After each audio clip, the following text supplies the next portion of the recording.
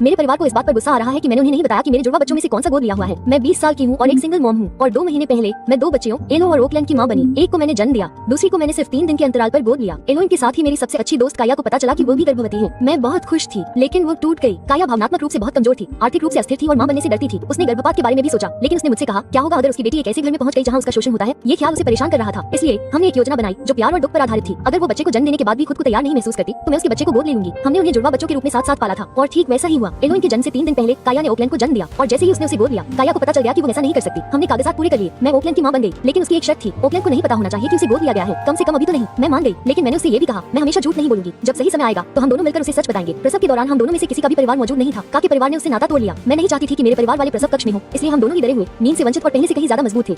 उद्धरण चिन्ह। एक हफ्ते बाद मैंने अपने परिवार को बच्चों से मिलने के लिए बुलाया। मेरी दादी अंदर आई, लड़कियों को देखा और पूछा तुम्हारी कौन सी है। मैंने मुस्कुराते हुए कहा दोनों हैं। उसने आंखें घुमाई, समझ रही हो। मैंने दोहराया वे दोनों मेरी बेटियां हैं। लेकिन फिर मेरे माता